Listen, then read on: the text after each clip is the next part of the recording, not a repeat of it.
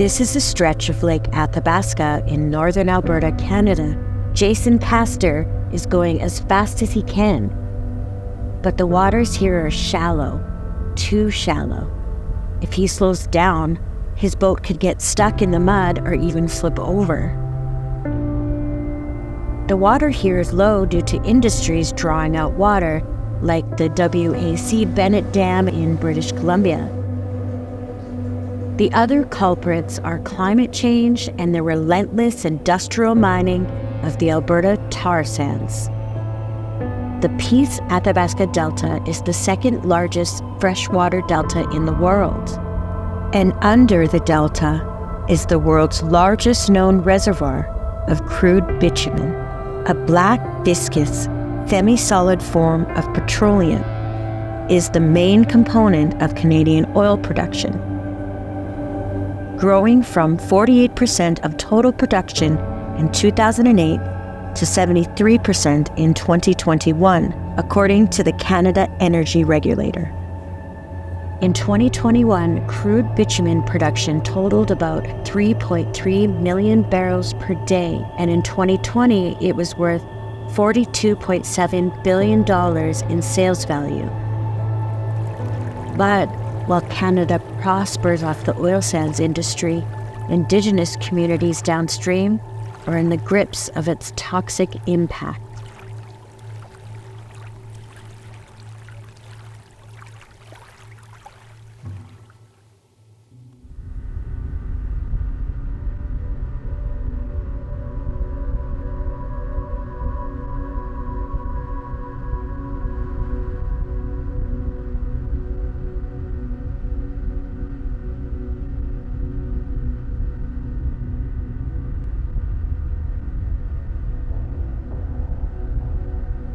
On the riverways, there's this slurry of foam that looks like oil or some kind of chemical in there, and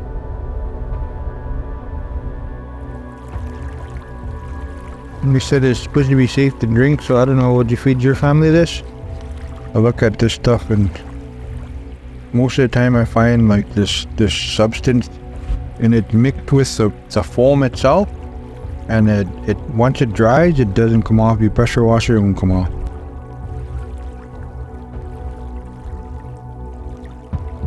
Back in the day, elders used to take water, a cup in their boat, and they used to drink it. Nowadays, I wouldn't want to drink this.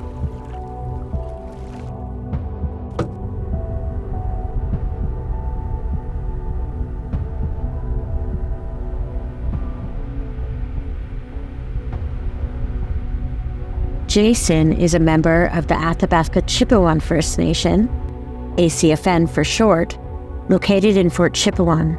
He's been a traditional hunter, trapper, and fisherman for nearly 20 years. Over that time, he has documented strange changes in the water, the land, and even in the animals.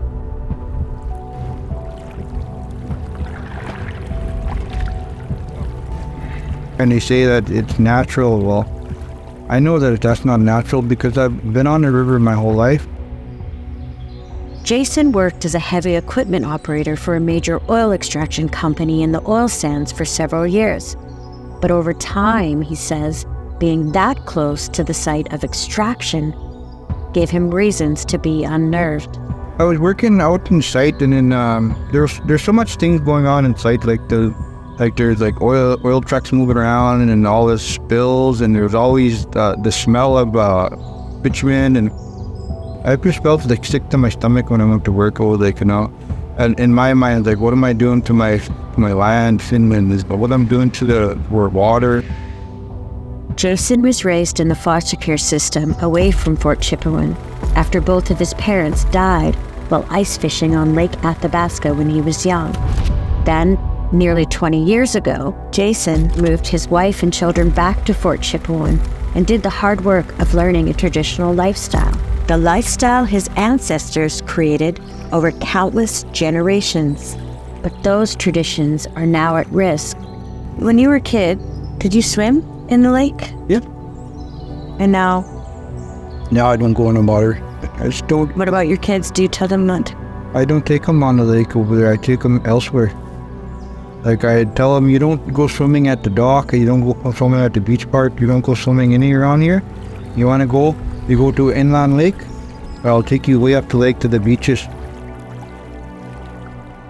That life-giving, life-sustaining river is now little more than a transportation route. When he travels the river to pick up supplies or visit friends in Fort McMurray, Jason doesn't take his hunting or fishing equipment anymore.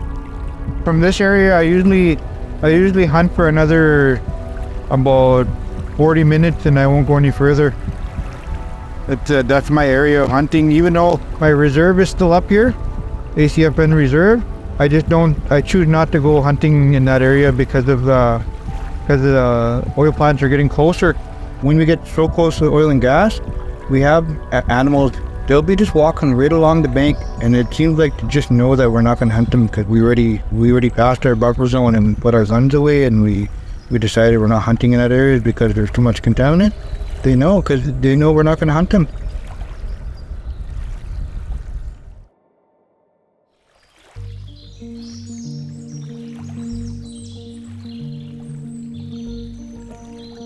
Jason and other local residents have suspected pollution from the oil sands has been affecting them for years. Their fears aren't unfounded.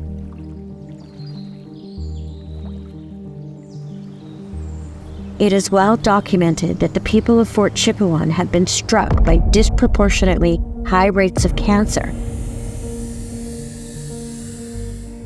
and their proximity to the tar sands has long been the suspected dominant factor contributing to their sickness. And a recent tailings pond spill reiterated their concerns.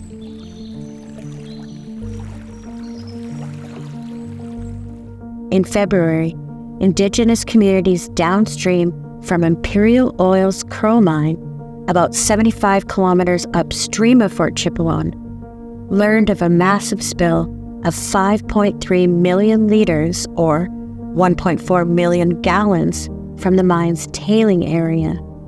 Oil sands tailings are where the mining companies store the byproducts of the oil sands mining and extraction process, including water, sand, clay, residual bitumen, and various chemicals. Imperial Oil's Curl Mine spill was one of the largest releases of toxic tailings in Alberta's history. However, Fort Chipewyan's leadership was only made aware of the toxic spill through an environmental protection order issued by the Alberta Energy Regulator that called on the company to immediately contain and remediate the spill on February 6th. Then in March, the Canadian press obtained a document that showed the province stalled the initiation of an emergency response for a month. Meanwhile, Indigenous leaders found out that another tailings pond at the same Curl Mine site had been leaking for at least 9 months prior to the major incident in February. Soon after the incident, Environment and Climate Change Canada launched a formal investigation into potential violations of the Fisheries Act by Imperial Oil. An official investigation into the Imperial Oil Curl facility. For some reason, it has become my job to come to this place in order to remind this government and its duties and its responsibilities. Your responsibility for properly regulating massive industrial projects that potentially threaten the health and safety of Fort Chipewyan and other downstream communities. For 10 months, this leak went unreported despite the Alberta regulator and the oil sands operators being fully aware of what was going on. But the nightmare didn't end there. Just 1 month after the Curl Mine spill, Suncor reported 6 million liters of tailings water that exceeded sediment guidelines were released into the Athabasca River from its Fort Hills oil sands mine. Imperial Oil maintains its spill did not affect nearby waterways or wildlife. Monitoring continues to show there have been no impacts to local drinking water sources, and there is no indication of impact to wildlife. but the AER's own tests indicated the presence of industrial wastewater in a fish-bearing water body near the mine. And subsequent testing detected F2 hydrocarbons at levels exceeding the surface water quality guidelines for the protection of freshwater aquatic life. Still, the AER claimed in April there was no indication of a change in drinking water and no adverse impacts to fish or wildlife had been observed. We have had no test results that suggest any of those compounds have left water body 3. Chief Adam doesn't buy that, and he's not alone. The lake, which feeds into a tributary of the Firebag River, also contains naphthenic acids, which are formed from the breakdown of petrochemicals, etc. You are finding toxins outside of the Curl site. There is an impacted area, and you are continuing to allow Imperial Oil to put tailings into that system. Chief Adam says his band is preparing a lawsuit against the company and the provincial and federal governments.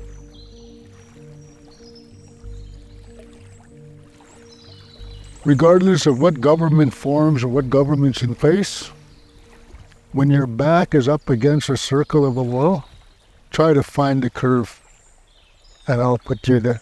But right now, that's where they're at, and there's nowhere for them to go. From ACFN's point of view, how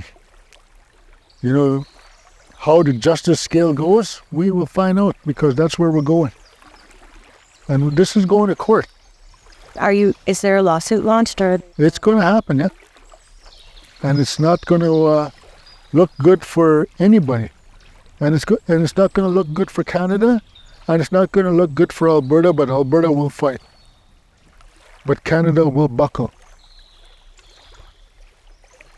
And we can't allow our water to be tainted. Chief Adam has been fighting this fight for decades. He's been ACFN's elected chief for almost 16 consecutive years, and he became internationally recognized for speaking out about the adverse impacts of the oil sands. Climate change has affected our people in more ways than one, with the depletion of our water, the drying up of our ecosystem in regards to one of the largest freshwater deltas in the world. Celebrities like Leonardo DiCaprio, Neil Young, Jane Fonda, James Cameron, Desmond Tutu, and Greta Thunberg have visited Fort Chipewyan to help amplify the concerns. We continue the struggle, and we won't give up. And neither will we. Then in 2018, Chief Adam announced he wanted to either buy a stake in Canada's federally owned Trans Mountain pipeline or partner to build another future line. We want to be owners of a pipeline. We think that the pipeline is the most critical component to the oil and gas sector, especially from this region. And if Fort McMurray in Alberta wants to survive, the Athabasca Tribal Council has to be alongside with both Alberta and Canada to make it run. He was labeled a sellout by some people who claimed he abandoned the cause. But Adam said he couldn't stop the oil industry, and he was tired of fighting against it. So he switched tactics to ensure his community at least receives long overdue financial compensation. The sad scenario is that I would have loved to fight, and I still love to fight today, but there has to be a time when you have to draw the line. Then in 2020, Chief Adam again made international headlines when he was brutally arrested and beaten by RCMP officers in Fort McMurray for an expired license plate.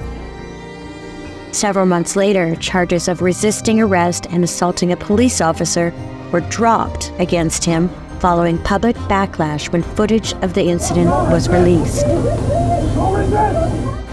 We have all now seen the shocking video of Chief Adam's arrest, and we must get to the bottom of this. If I had my way, in 5 years, the RCMP should be gone from all native reserves across the country.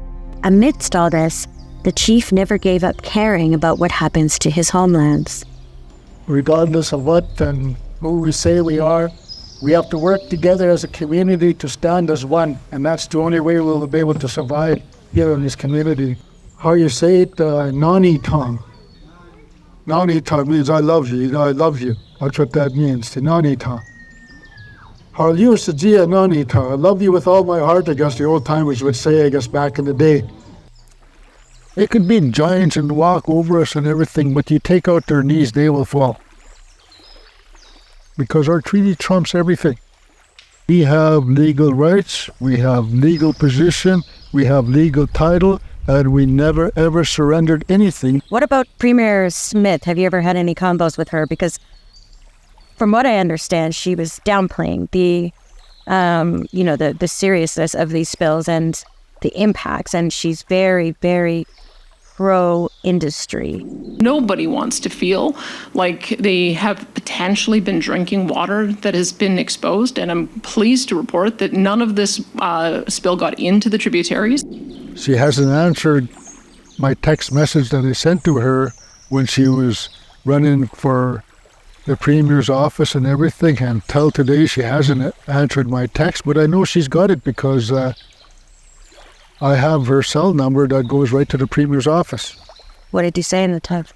I just told her straight out, you want to continue this to go on, well then give us 10% of all revenue sharing within Treaty 8 territory. That's within fair reason. And you don't even have to back pay us, just pay us up to date.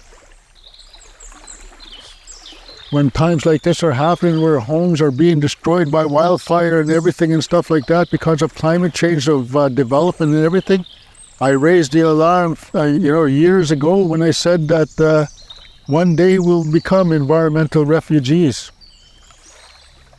Where are we now? Chief Adam is growing frustrated with the encroaching threats to his community, threats that he believes are linked to industrial development, like a wildfire that forced the entire community of Fort Chipewyan to be evacuated in May. The fire danger level remains extreme in the north. Smoke is seen billowing over the horizon as an out-of-control wildfire inches closer to the community. Residents of Fort Chipewyan forced to evacuate. There are only two ways out of Fort Chipewyan. The first, by plane. The Canadian Armed Forces provided a Hercules aircraft, and a convoy of flights took more than 500 people to nearby Fort McMurray. The second way out, by boat. Volunteers shuttled residents late into the night to hotel rooms once they got to safety. I'm Chief Alan Adam, and it's 4:34. This is the last of the evacuees, and as you see in the background, we got the fire burning. We're gonna stay behind, and we're gonna help protect the community in ways that we can. Don't worry. Okay, don't worry about anything. We got this. Guys, take care. The CEO of Imperial Oil apologized for the toxic spills to Canadian lawmakers in Ottawa last April. I am deeply apologetic for what has happened at Curl. We are committed to correcting this situation and ensuring it does not happen again. The president of the AER also issued an apology. It is clear that neither Imperial nor the AER met community expectations to ensure they are fully aware of what is and what was happening. And for that, I am truly sorry. But the damage is done, and Chief Adam has lost trust in all stakeholders involved. When you look at your grandchildren and everything and you say, is that my legacy that's going to continue to happen? And yet we're watching our own grandchildren or our own kids pass away with diseases of cancer and everything, and we can't do nothing. 15 years ago and everything, when we first brought it out to the public about what was going on here, just because nobody talks about it, it's still going on. It's still happening. People are still being diagnosed with cancer, but we live it because it's our normal. Back in April, when Chief Adam testified in Ottawa, he learned his father-in-law had been diagnosed with liver cancer. My father-in-law today is going to get his results back because they found a big growth in his liver last week of cancer. And I'm supposed to be with my wife, to be with her, to comfort her when she hears this news. But I'm here giving testimony to all of everybody across Canada about the issue, about what's going on in our community. I watched when you were testifying to the environmental committee in Ottawa. You were talking about the cancers. And you said, nobody ever brings this up anymore. And you said, my own father-in-law was being tested. Well, we got the results back then, but yesterday, it's like because my wife don't fly, and the water being low because BC Hydro Site C is filling up right now and reducing our water level, and we have a hard time traveling. My wife has to make a decision now because yesterday the doctor told us that expect 1 month to 1 year. Chief Adam is familiar with the pain of losing loved ones, including his own father to cancer. I went through that. And my dad went through this process. I had to make a decision as a chief back then. What do I do? Do I run the nation or do I step aside? And I stepped aside for 6 months, and spend time with my dad.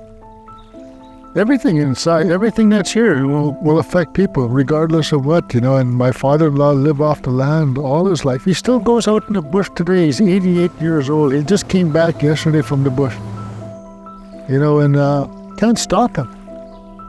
His love for the land is who he is, and like I said, it all connects together. Everything connects. The water, the land, and the people.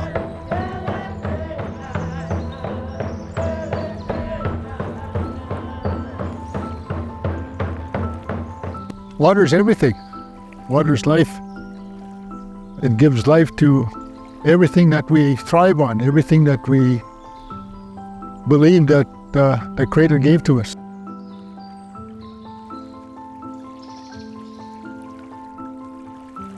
When we were young, when we were growing up, when my mother and dad took us out in the land, we didn't have a deep freeze, but our deep freeze was right here. And it was fresh. Within a year, I take about maybe 4 fish. And yet, fish is the healthiest thing that you could eat. How has your community, the people here, how have they responded to the news of the tailings spills? They scared? No, we're scared. Well, I'll say that for a fact. How do you comfort them? My name is Alan Adam. I'm the chief of the Athabasca Chipewyan First Nation. When it comes to the water issue, I am very scared. Because it has never been resolved and it never been talked about ever since we raised the issue. But it's still there. The innocent killer looks so beautiful, but yet it's a killer.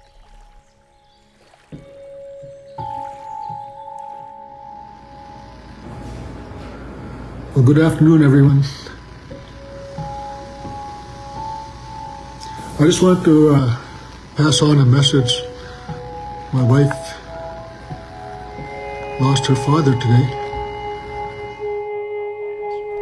Dr. John O'Connor, who worked as a physician in Fort Chipewyan for nearly 16 years, alerted officials years ago about the disproportionately high rates of both rare and common cancers among community members.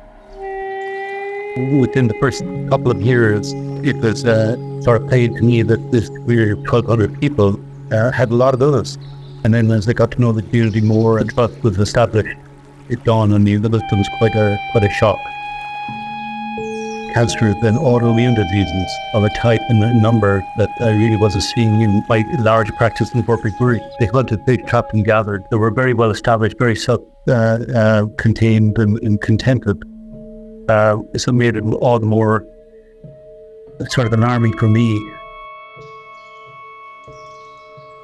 As the years went by, it sort of dawned on me that this was probably preconceived, that this is something that was already, in the vocabulary, in their lexical, and I just happened to touch the raw nerve with them. because with no undue alarm, the facts were there for all to see, documented, and not just by me, by the provincial health authority. They were obviously hiding something. They were protecting big oil, big fossil. Yeah, and so when you learned of this big leak that Imperial Oil had covered up for 9 months, and then this huge leak that it had earlier this year, and then Suncor a month later, what did you think when you learned that? Yeah, my first thought when I heard about these leaks was that weren't reported or were covered up was who'd be surprised at this? It set me thinking and looking back to the late 90s. Back then, they had public hearings, and at one of them, Suncor admitted that their oldest pond had been leaking at an alarming rate for years, directly into the water table. There are carcinogenic chemicals in these tailings ponds, and that individually are class 1 carcinogens for humans and animals. There are chemicals, science is unsure of the impact of when they're mixed, the soup that's created by these tailings ponds.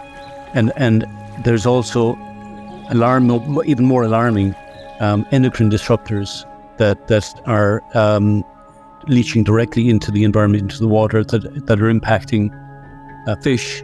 And of course, fish, a staple diet in Fort Chip.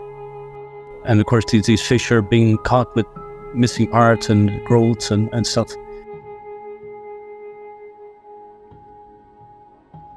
What do you think about children being diagnosed with cancer? You hear of adults and things being diagnosed, but when it's kids, it's like, wow.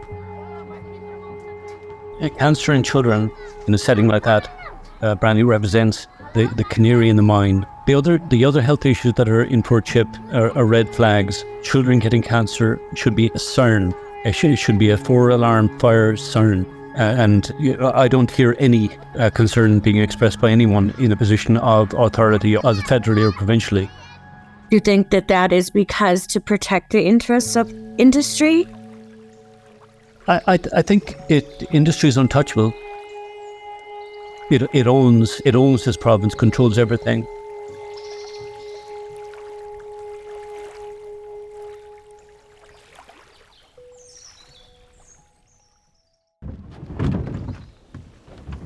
I see this lake as something that teaches me a lot of lessons. It's my fridge, it's my classroom, it's my history book, it's my solitude.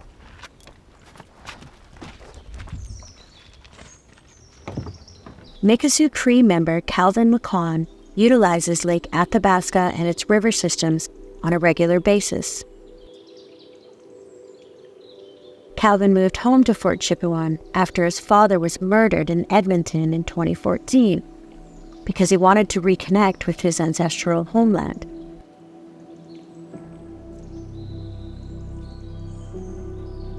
You see the beauty of our community, but that all comes with a cost, and it all comes with the thought of being sick one day. And even kids are getting cancer? Oh yeah, for sure. My son had 2 friends, recently had cancer, and the same age, 10 years old. From here? From here, yeah, and people recently dying, of cancers, and that scares me. It scares my wife. The rates are incredibly high because of how small this community is. It is. It's astronomical. When someone like Dr. O'Connor or somebody blows the whistle, they get threatened to take their job away or to silence them because of the almighty dollar. But where's our share? Where's the royalties? Where's something that's going to create sustainability? Something that's going to create sovereignty for our people?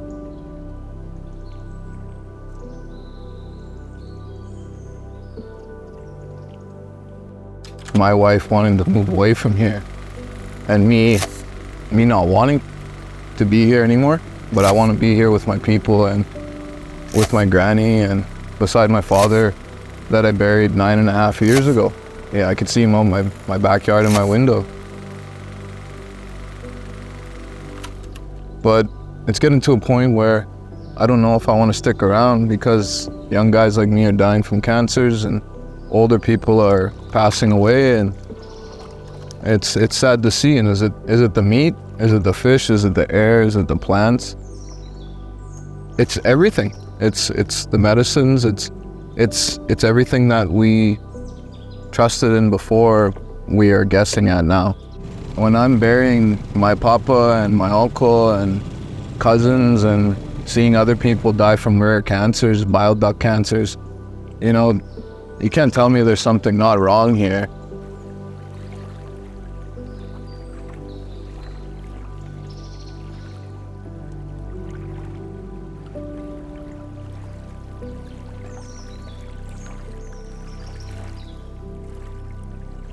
Does it bother you, like, when you're out here and you're trying to enjoy that and you're thinking, well, it's being poisoned?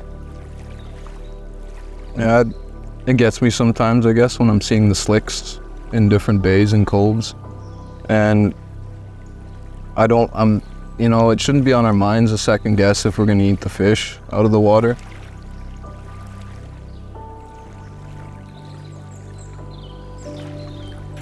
After he learned of the Curl tailings spill, Calvin showed up to a town hall held by Imperial Oil, holding a water bottle tainted with motor oil, and presented it to Jamie Long, Imperial Oil's Vice President of Mining. Now my kids that are in the back have to live with this. The next generation is gone. Just, you know what? I'm sending water going with the projectors will lead down the stream. That stream, that land that when he pulls the oil on, the fleets obviously moves the way of light and how you harness it.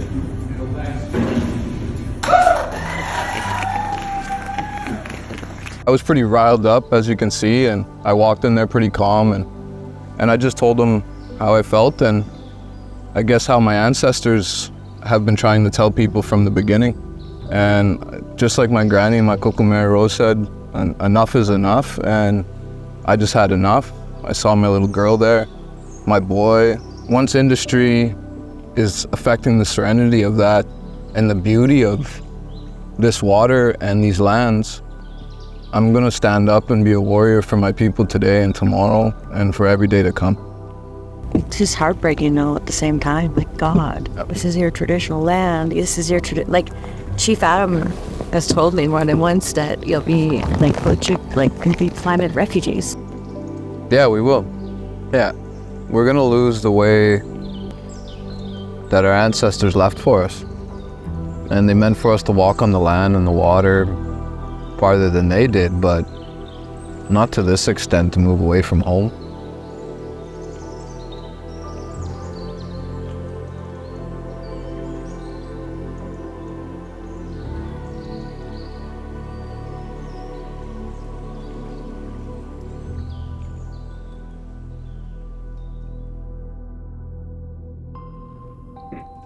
Tanse, hi Ian. Okay. Ian Peace, an environmental scientist who lived and worked in Northern Alberta, including Fort Chipewyan for several years, wrote a thesis about leaking tailings in the oil sands in 2019. We found results from the experiment that we did that would suggest there was process-affected water making its way from the tailings impoundment area down to the river. It's pretty widely agreed that naphthenic acids are the main toxicant of concern, and I did a little bit of number crunching on this, and between Suncor and Syncrude, there's at least 200,000 kilograms per day of naphthenic acids being discharged to tailings ponds. And that is a substance that has been shown to kill fish in concentrations as low as like 20 milligrams per liter. So here goes all these tailings into the tailings pond, and most of the water drained out the bottom, leaving behind these sludge accumulation. And the main contaminant is naphthenic acids, the one that everybody agrees is the biggest concern. It's expressing to the river in almost the same amounts that are already dissolved into the tailings water. Do you think that the Alberta government and industry, do you think that they downplay the impact, specifically, I guess, on the river and with these leaking tailings? Yeah, I think that's very clear. You can see that it's downplayed tactically and strategically. There's no doubt they don't look for a number of compounds. They don't look in the areas where they might find it. And it's been an effective strategy. There's a big void when it comes to the knowledge of the combination of the chemicals and tailings and how those chemicals affect human health. Hello? Tansei, Mandy, this is Brandi. How are you?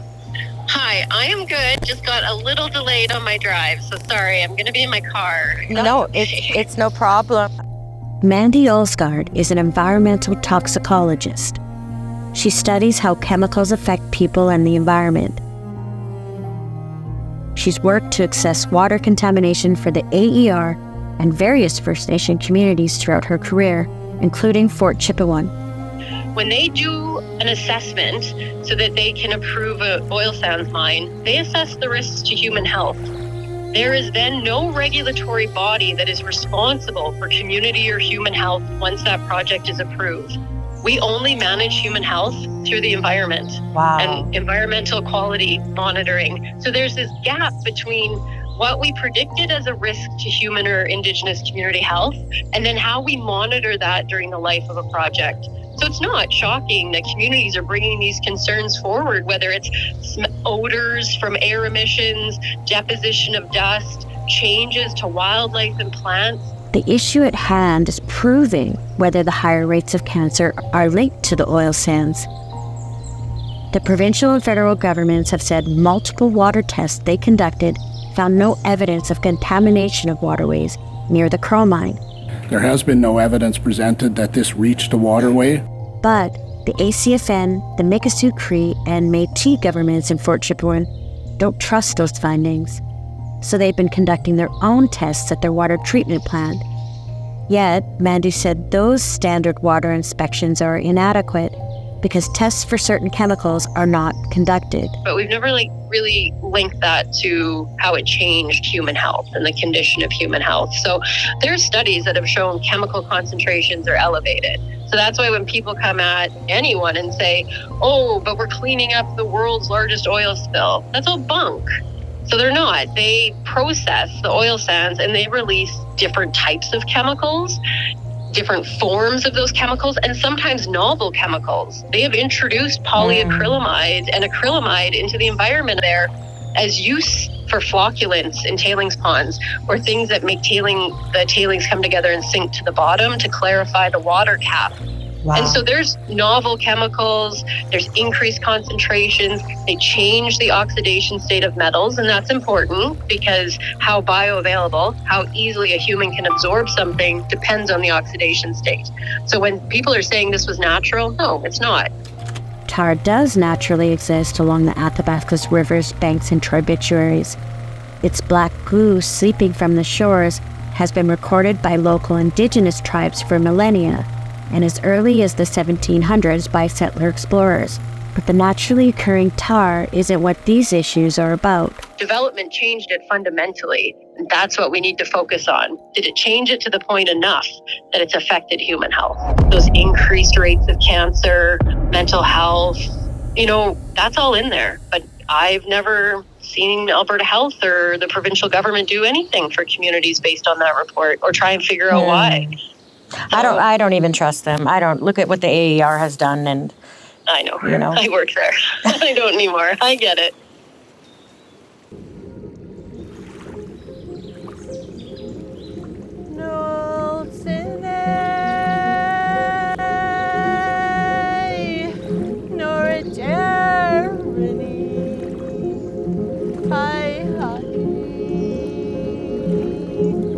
Hi. Margot Vermillion is a Dene Cree elder who grew up in Fort Chipewyan. She was shattered to learn of the tailings spills. When I heard, actually, about the oil spill, my heart was so sore. When I was little, I used to come down to the waters with pails of water, to bring home, to drink. It was clean water back then, Everything was so much more healthier. Today, you look at our water and it's sad. You can feel the sadness from them. You can feel that they're crying for. Sorry, I just get so emotional because, I really believe that, our waters, are crying for us to help them. Like everything else, everything else that's connected to the waters. It's like, our plants and our trees and our insects, they're also crying. I went down to the lake, and as I was walking down the shore, what a beautiful eagle feather that I had found all right on my birthday, and I was gifted with a feather.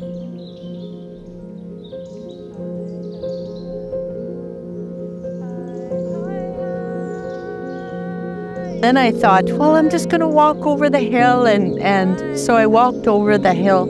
Brandi, you wouldn't believe, you could almost feel that the trees and the plants were in mourning. They were mourning because, of the them being burnt, right? And I sang for them. I sang, because I really felt their sadness too, right?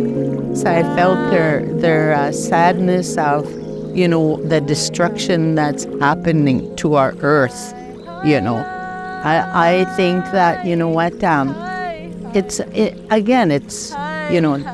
men, it's human beings that, are making all of this destruction happen. Hi, hi, hi. Hi, hi, hi.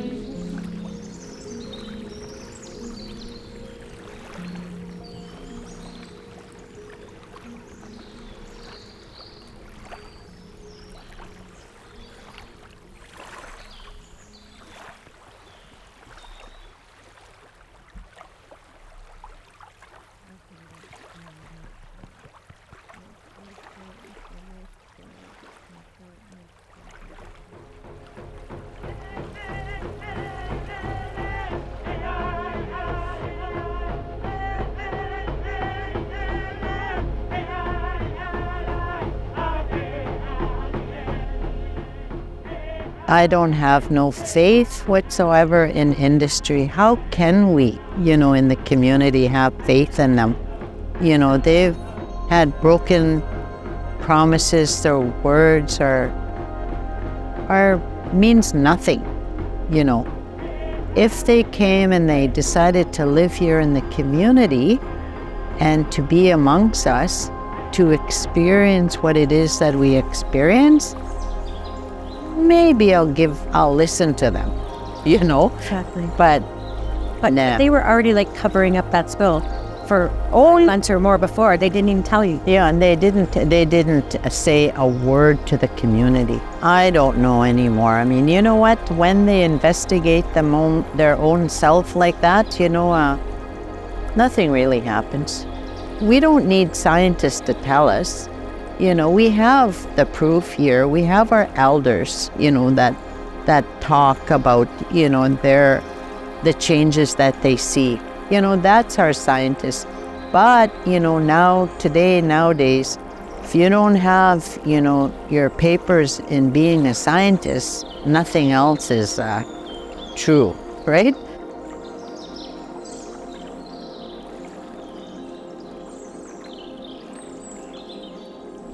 Meanwhile, Chief Adam isn't convinced Imperial Oil has fully contained the Curl Mine leak.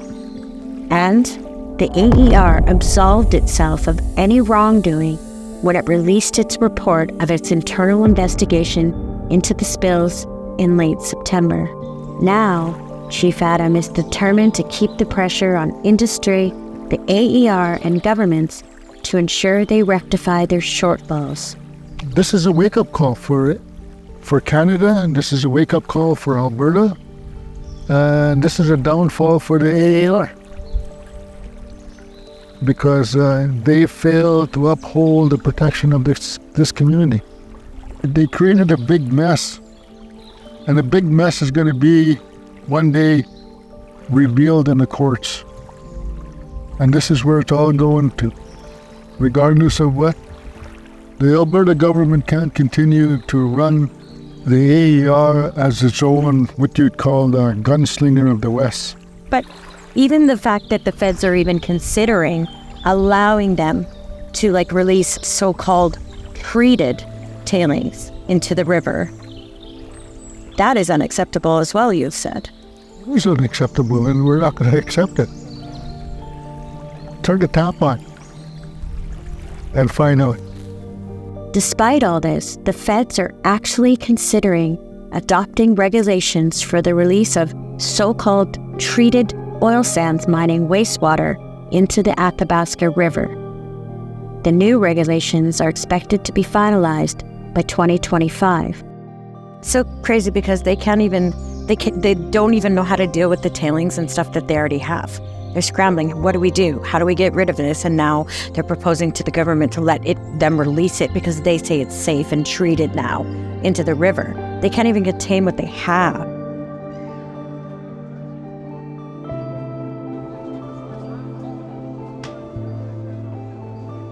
It's astonishing that in such a small, isolated community, pretty much everyone I've talked to here has a loved one that's died from cancer. Our people don't really die of old age no more. More of a cancer, no. People don't die naturally as they used to. I can't speak for everybody, but I know on my side of my family, I had about 4 or 5 people of my own personal loved ones that passed away from some cancers, and then made me have mixed feelings about this area.